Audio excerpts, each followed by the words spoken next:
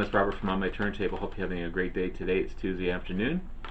I want to wrap up my series on Van Halen. It's been a great journey. I want to look at their final studio album with Sammy Hagar called Balance.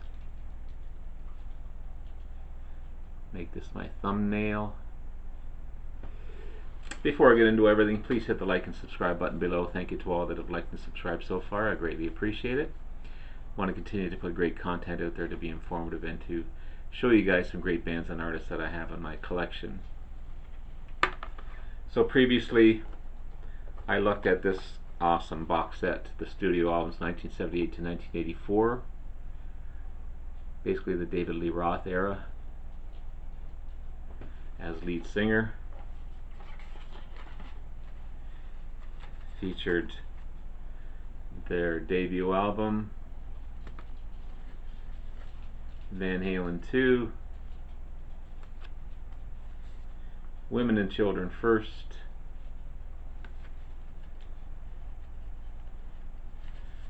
Fair Warnings,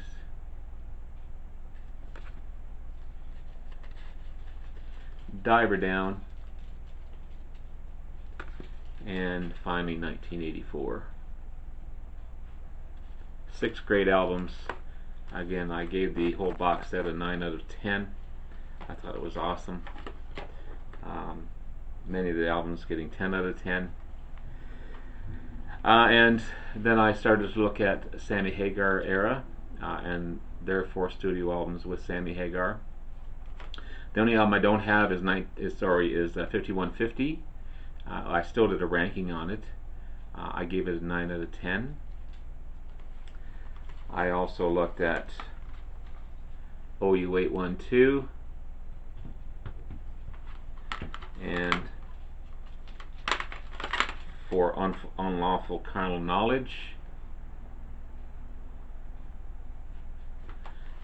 and Up to Date, that gave everything an 8.5 out of 10.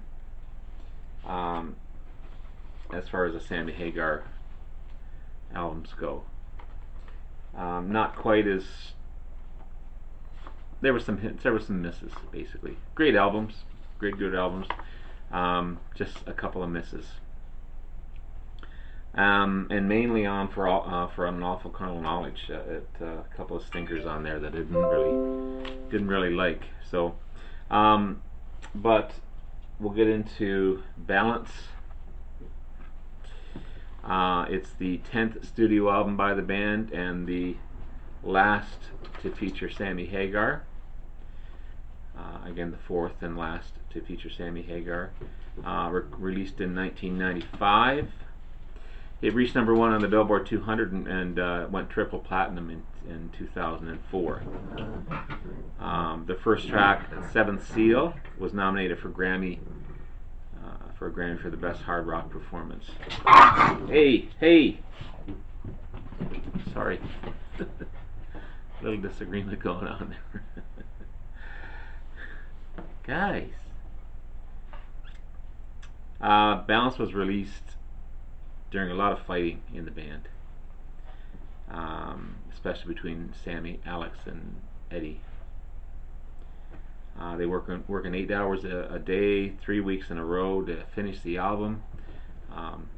Tensions were high, and it just wasn't a fun time. The first track, Seventh Seal, was written actually during sobriety of Eddie Van Halen, and his therapist wanted him to focus on writing, and he ended up writing 3 songs within a half hour. And then the next big hit from Sammy was Can't Stop Lovin You, based on his ex-wife's point of view in claiming that she still loved him. So that's kind of cool. The album itself, again, reached #1. It was the 4th consecutive #1 album for the band. So it's ironic that the 6 studio albums with David Lee Roth, and they had only one album, 1984, reached number 2. Ironically, the number 1 album that year was Thriller, and the ironic part about it was that Eddie Van Halen played solo on Thriller. So, and then come along Sammy Hagar, and they write 4 number 1 albums in a row. Most of the album was recorded in the 5150 studio, which is Eddie Van Halen's studio, except for 5 lead vocal tracks recorded in Vancouver with producer Bruce Fairbairn.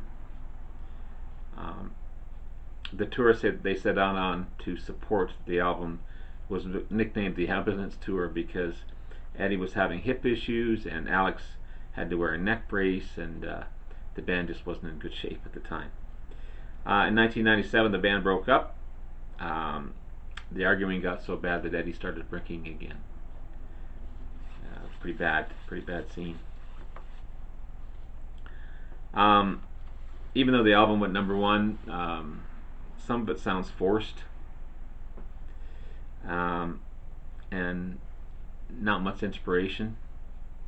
Still a great album, don't get me wrong, still a great album, but just a couple of tracks, a couple of fillers, that type of thing. You could tell it was a struggle for them just to get together to make music, being the circumstances they were. There are some great moments on the album, a couple of maybe too many ballads, but they sold millions of albums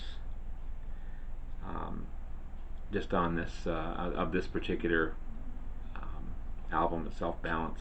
They sold millions and millions, and went on an enormous tour from the album. So it was no slouch, for sure.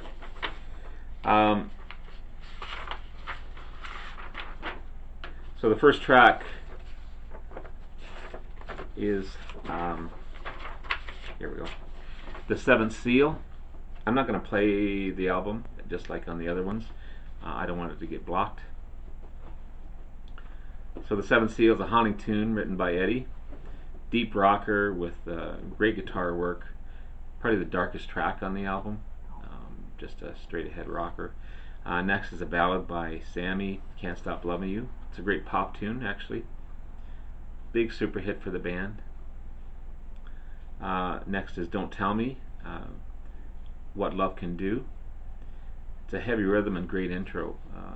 It's a cool song, actually. Number 4, Amsterdam, is a heavy rocker again, cool riffs. It's actually written about Alex and Eddie's home capital city, Amsterdam. Next is Big Fat Money. It's another in-your-face rock and roller. That's the tip with these guys. They can go to a ballad and then hit you right in the face with another rocker. Number 6 is Strung Out. It's a weird little ditty, about a minute and 28 seconds. Weird kind of little song. Again, a filler. I don't know if it had to be on the album, actually. Not Enough. Great piano intro on a great ballad.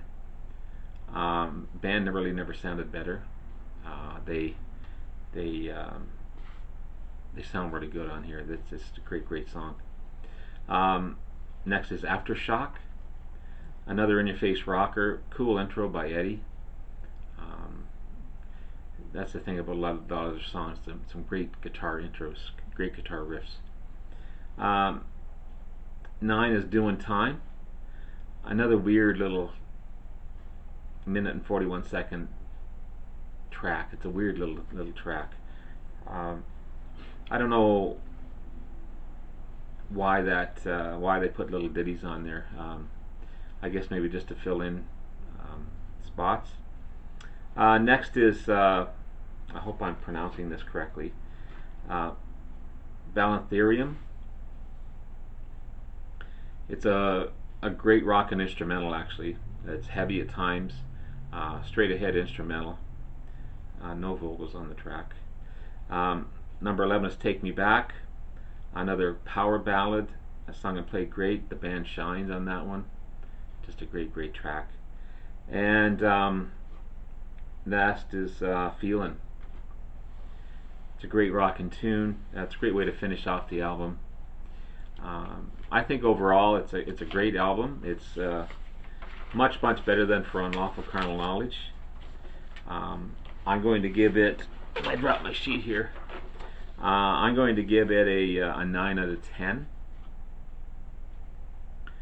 So if you round everything up and add the David Lee Roth era to the Sammy Hagar era, you get a total ranking of 8.5 out of 10. Not too shabby for a great rock and roll band. It's a shame the struggles they went through. I don't know if it's egos, money, drugs, alcohol. You get a band like ZZ Top, who has been together for 40 or 50 years. You know, other than the death, the Stones together for whatever, 40, 50 years. With bands like, you know, other bands like rock and roll bands like Van Halen, such greatness, but yet they go through struggles. But that's not to take away from the music. The music is awesome. The box set is great. I think you'd enjoy their 6 studio albums. The 4 albums with Sammy are awesome, except for I don't have 5150, but I'm going to get it. Again, OU812, which I have 2 copies of, by the way. For Unlawful Carnal Knowledge and Balance are great albums. Quite a bit different. It's like a different band almost, but unique and great on its own.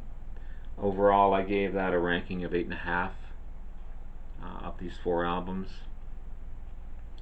Again, so between the 2 eras of the band, over the 10 studio albums, a total ranking of 8.5 out of 10.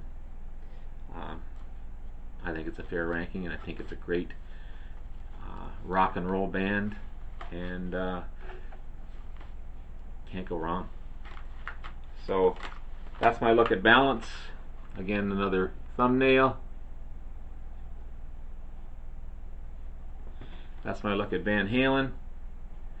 Please hit the like and subscribe. Leave comments. I'll respond to all your comments. You guys have been awesome. Thank you so much. And take care and have a great day. Bye-bye now.